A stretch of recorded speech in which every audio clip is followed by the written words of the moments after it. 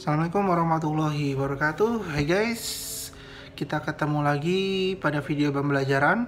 Kali ini kita akan membahas mengenai tugas-tugas metode penelitian manajemen yang ada pada minggu ke-7 sampai minggu ke-15. Nah, untuk sebelumnya saya mohon maaf karena baru bisa membuat videonya sekarang. Karena karena banyak sekali tugas-tugas yang dari kampus, terutama yang sangat mendesak ini berhubungan dengan kurikulum kampus Merdeka. Nah, karena saya salah satu dari tim perumusnya, maka dan dengan deadline yang sangat mepet, jadi saya mohon maaf jika pembelajaran khususnya pada kelas metode penelitian manajemen ini jadi sedikit terhambat. Tapi insya Allah kalau kurikulumnya bisa berjalan dengan baik, kampus Merdeka bisa berjalan dengan baik, insya Allah akan berguna bagi Anda di ke depan nanti. Oke, balik lagi ke tugas metode penelitiannya. Nah, jika Anda perhatikan silabusnya pada minggu ke-7, 9, minggu ke-7 dan minggu ke-9 kita akan membahas mengenai penelitian manajemen manajemen SDM. Kenapa kok minggu ke-8-nya kemana? Ya minggu ke-8-nya kan UTS gitu ya.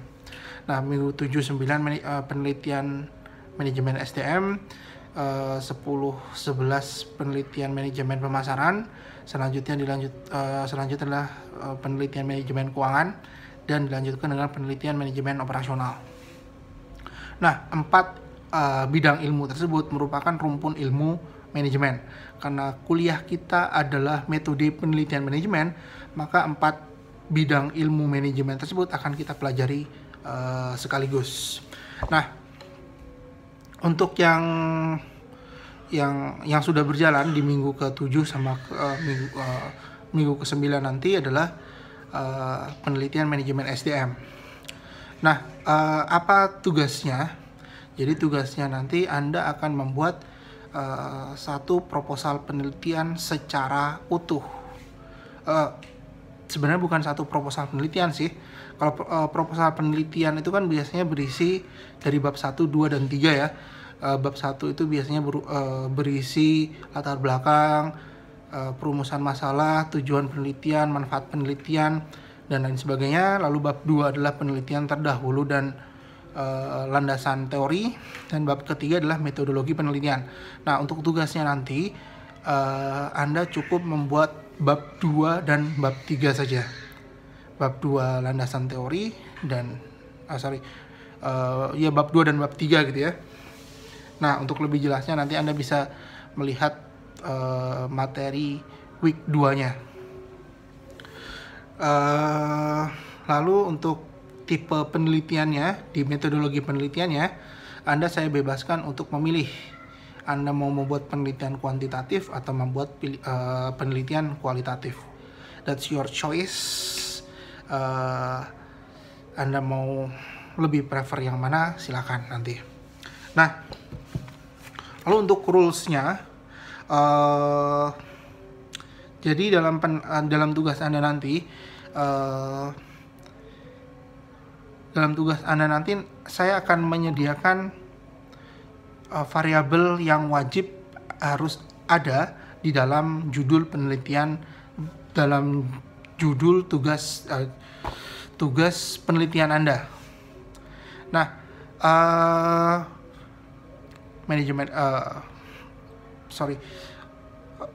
variabel tersebut saya akan memberikan 5 dari setiap rumpun ilmu. Jadi 5 variabel wajib di manajemen SDM, 5 variabel wajib di manajemen pemasaran, 5 variabel wajib di manajemen keuangan, dan 5 variabel wajib di manajemen operasional. Nah, Anda akan memilih salah satu dari 5 variabel tersebut. Dan supaya lebih adil gitu ya, supaya sama rata, nggak berat sebelah.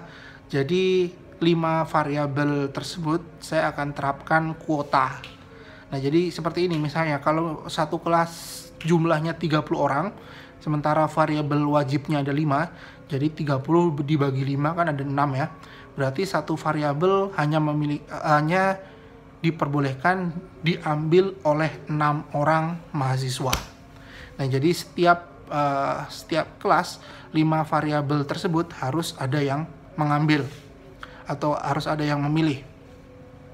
Nah, jadi nanti saya akan tugaskan ketua kelasnya untuk mengkoordinir. Si A, si B, si C ini dapat variabel 1, si X, si Y, si Z akan dapat variabel 2 dan seterusnya gitu ya. Nah, jangan khawatir untuk ketua kelas karena ini merupakan karena Anda yang repot mengkoordinirnya, nanti saya akan berikan nilai tambahan untuk Anda. Bercanda. Jadi semuanya insya Allah akan saya berikan nilai tambahan asal Anda mengerjakan tugasnya secara baik dan benar. Nah, supaya lebih semangat lagi untuk mengerjakan tugasnya, saya berikan bocoran untuk kisi-kisi UAS Anda nanti. Ini akan sangat berhubungan dengan tugas yang akan Anda kerjakan, terutama pada tugas-tugas pada pertemuan setelah UTS. Nah, jadi silakan kerjakan sebaik mungkin agar nanti pas UAS tinggal ngumpulkan saja. Kan enak kan? Jadi pas UAS nanti sudah tinggal ngumpul saja gitu ya. Nah, lalu untuk rangka konseptualnya guys, jadi selain variabel tambahan, selain variabel wajib, satu variabel wajib yang harus Anda pilih. Jadi dalam rangka konseptualnya, dalam judul Anda harus terdapat 4 variabel, minimal 4 variabel, lebih boleh. Tapi harus ada 4 minimal variabel. Artinya selain satu variabel yang wajib Anda pilih, Anda juga harus memasukkan 3 variabel tambahan ke dalam judul Anda. Nah, nanti pada judul Anda harus dalam 4 variabel tersebut ya, Anda bebas memasukkannya mana yang Anda masukkan di variabel dependent, mana yang Anda masukkan ke variabel independent, dan mana yang mungkin Anda akan masukkan ke variabel intervening. Nah, apa itu variabel dependent, independent, dan intervening, nanti akan saya buatkan PowerPoint catatan tambahan gitu ya, untuk bisa Anda pelajari, yang membahas mengenai variabel intervening, dependent, dan independent. Nah, apalagi nih ya, jadi 4 ya guys ya. Selain satu variabel wajib, Anda juga harus memasukkan 3 variabel tambahan. Nah, apalagi nih instruksinya. Nah, ini juga setiap variabel harus berlandaskan 3 jurnal. Nah, maksudnya bagaimana harus berlandaskan 3 jurnal ini? Jadi ini berhubungan dengan penelitian terdahulu ya guys. Misalnya variabel manajemen diversitas misalnya. Nah, Anda juga harus mencari penelitian terdahulu yang mendukung teori dari manajemen diversitas yang akan Anda jadikan variabel penelitian Anda. Nah, bebas jurnalnya, boleh jurnal internasional, boleh jurnal nasional. Nah, tetapi yang wajib adalah jangka ini ya guys, jangka waktu pembuatan jurnal pendukungnya atau jurnal rujukannya. Jurnal rujukan untuk variabel dalam judul penelitian Anda, variabel rujukannya harus 5 tahun terakhir ya guys. Jadi sekarang tahun 2021 ya, jadi paling penelitian yang jadi rujukan Anda maksimal harus dibuat pada tahun 2016 ke atas. Oke, 2015 deh saya kasih keringanan. Jadi harus 2015 ke atas. Penelitiannya 2015 harus dibuat pada 2015, 2016, 17, 18, 19, 20. Kalau syukur-syukur ada yang dibuat di tahun 2021. Nah, kalau 15 ke bawah saya tidak rekomendasikan. Nah, karena menurut kaidah penelitian ilmiah, jadi jurnal yang dijadikan rujukan itu lebih baik harus 5 tahun ke belakang. Nah, Pak, bagaimana kalau jurnal rujukan saya di tahun misalnya 2010? Saya nggak rekomendasi, cukup harus 5 tahun ke belakang, 2015 ke atas lah, jangan ke bawah. Nah, Pak, jurnalnya saya bisa dapatkan dari mana ya? Cara yang paling mudah adalah dengan download di Google Scholar. Cukup Anda ketikkan keywordnya, nanti misalnya manajemen universitas, B, rekrutmen, C, pembelajaran jarak jauh, D, pemasaran digital. Cukup Anda ketikkan keywordnya, nanti akan keluar beberapa list jurnal. Nah, jangan lupa setting juga tahunnya. Maksimal adalah tahun 2015 ke atas. Nah, bagi yang belum paham bagaimana cara mendownload dari Google Scholar, bisa menghubungi saya langsung. Bisa japri atau bisa telepon. Atau kalau Anda mau, nanti Anda saya buatkan sesi khusus kelas, bisa dengan Zoom atau dengan Google Meet, bagaimana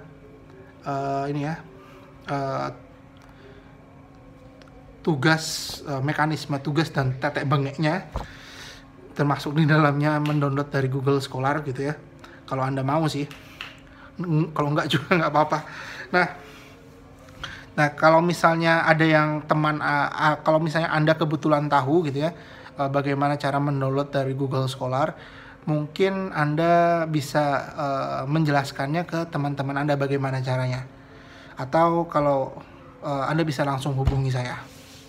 Nah, biasanya kalau ada teman yang tahu lalu menjelaskan ke teman-teman yang lain, itu biasanya lebih mudah dipahami dan lebih mudah dimengerti daripada penjelasan si dosennya malahan. Kenapa saya bilang begitu ya? Karena saya pernah jadi mahasiswa dan saya lebih mudah memahami apa yang dikatakan teman saya daripada dosen saya. Semoga saja penjelasan yang saya berikan bisa cukup membuat Anda mengerti dan paham. Tapi kalau misalnya Anda belum paham, silakan jangan malu-malu untuk menghubungi saya. Insya Allah akan saya bantu gitu ya. Oke, itu saja guys. Nah, jadi tugasnya itu ya, nanti video ini akan segera saya upload beserta PPT yang menjelaskan variabel independen, dependent, dan intervening. Lalu juga notepad yang berisi mengenai variabel wajib, 5 variabel wajib yang harus Anda pilih dan yang ada kuotanya gitu ya. Oke, gitu saja guys. Sekali lagi, kalau misalnya ada yang belum jelas, jangan malu-malu untuk menghubungi saya. Oke, terima kasih. Sekian. Semoga sehat selalu, selamat menjalankan ibadah puasa, stay safe, stay healthy, jangan lupa jaga jarak. Oke, sekian. Ihdinas shiratal mustaqim. Terima kasih atas perhatiannya. Assalamualaikum warahmatullahi wabarakatuh.